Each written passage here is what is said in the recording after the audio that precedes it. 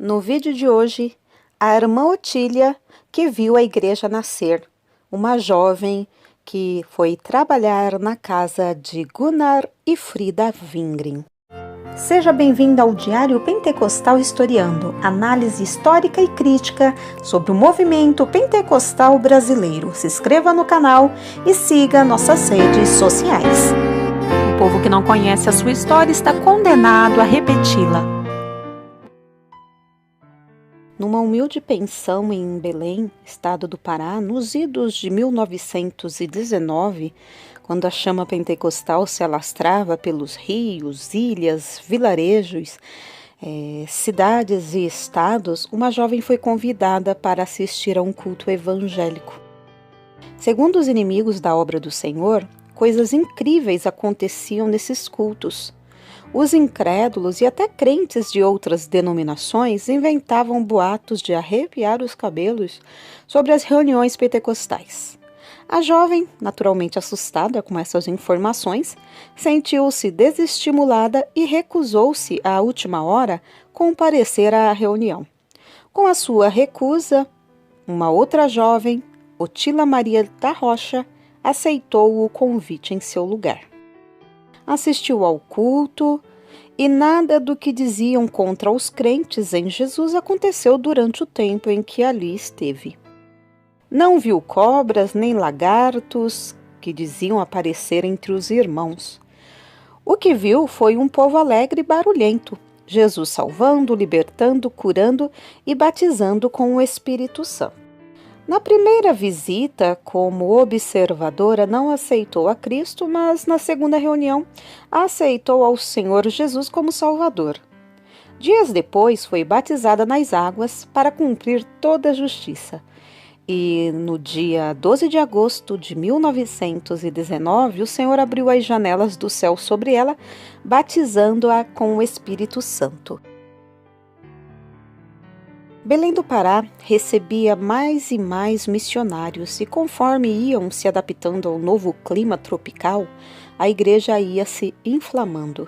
E no decorrer dos anos Deus tinha um alvo, colocar no coração do país, no cérebro político, o centro das decisões, a então capital federal do Rio de Janeiro, a obra do Espírito Santo.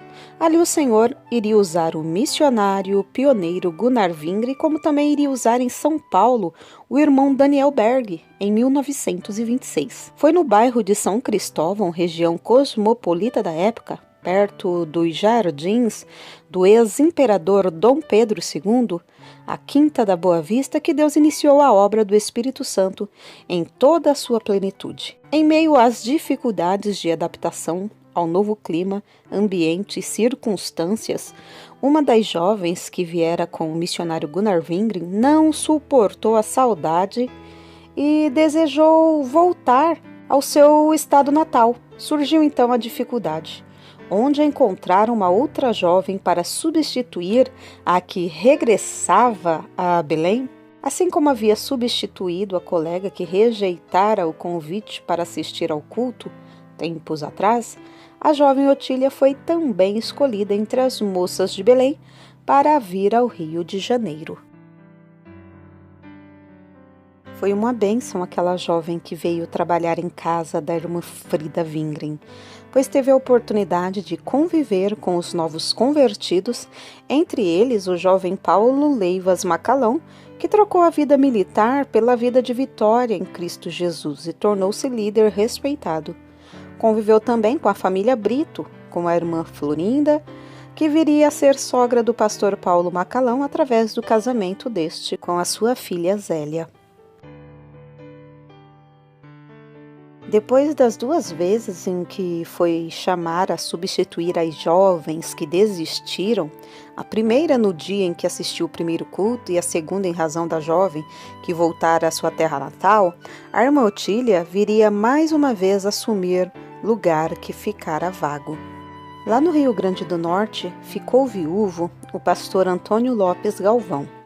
Houve troca de cartas, pois os dois já se conheciam dos bons tempos de Belém do Pará, quando eram novos convertidos. E como Deus só nos dá coisas boas quando pedimos de todo o coração, Após uma longa viagem Rio-Natal, acompanhada de famílias de obreiros que iam do Rio para Belém de navio, no dia 11 de janeiro de 1925, a jovem Otília, pelo matrimônio, tomou o nome de Otília Lopes Galvão, mais uma vez no serviço do mestre, agora como esposa de um dos desbravadores do sertão do Rio Grande do Norte e algumas cidades da Paraíba.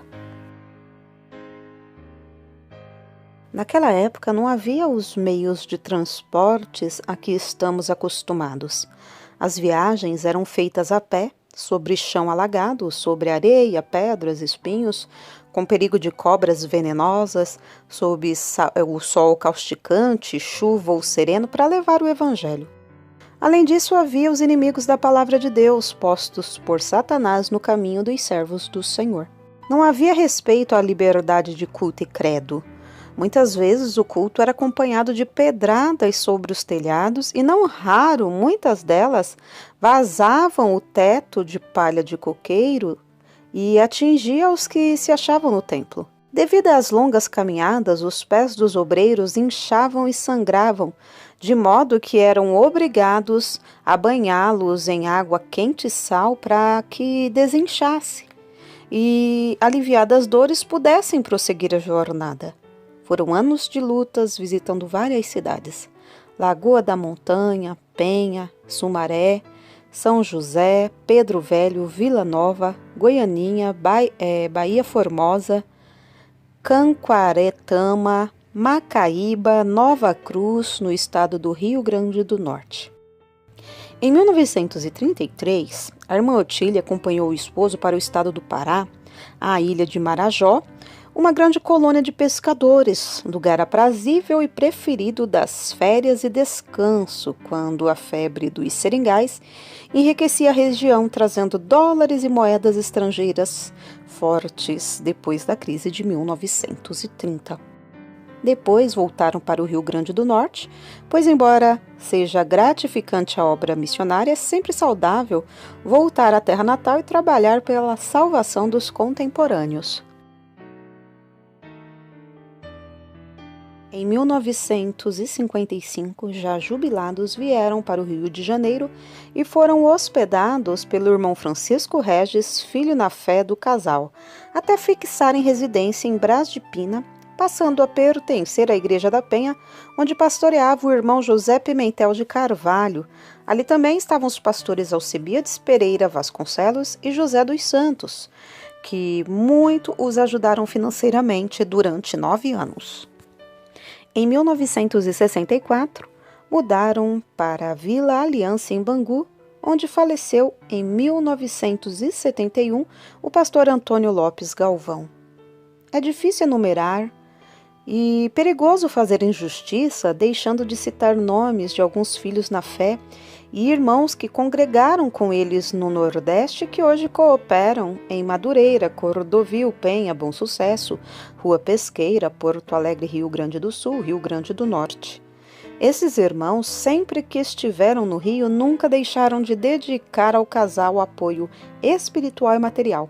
A Igreja em Bom Sucesso, no Rio de Janeiro, até o ano de 1984, manteve um plano anual de ajuda por meio de um grupo de irmãs. Deus sempre sustentou o casal e depois a viúva, suprindo todas as suas necessidades. No dia 24, último domingo de fevereiro de 1985, num gesto de despedida, a irmã Otília recebeu a visita dos irmãos Altomir e Sotero da Cunha, ex-diretor da CPAD, José Bezerra de São Cristóvão e irmão Orlando. Estes tiveram tempo para testemunhar as muitas maravilhas operadas por Deus através do pastor Galvão e irmã Otília, quando ainda residiam no Rio Grande do Norte. Era o último encontro na terra. Depois de 2 operações, sempre lúcida e cuidando do lar aos 82 anos, a irmã Otília ainda viajou de avião até São Luís, Maranhão, tendo a oportunidade de conhecer o trabalho na Ilha do Amor, liderado pelo pastor Estevam Ângelo de Souza, onde ficou 6 meses, tendo estendido seu círculo de amizade nas igrejas. No dia 27 de fevereiro de 1985, lúcida e conversando com os médicos e atendentes do hospital, onde fora internada às 21 horas por insuficiência cardíaca, renal e pneumonia proveniente de uma forte gripe, aos primeiros minutos do dia 28, aos 84 anos, com 66 anos de fé, ela foi juntar-se aos milhares de milhares que estão com o Senhor. Lá está esperando a trombeta de Deus soar para a ressurreição. Durante o féretro de que se encarregou a congregação de Vila Aliança em Bangu, foram ouvidos hinos de adoração a Deus e palavras de reconhecimento pela vida abençoada da saudosa irmã. João Rocha, Jornal Mensageiro da Paz, maio de 1985.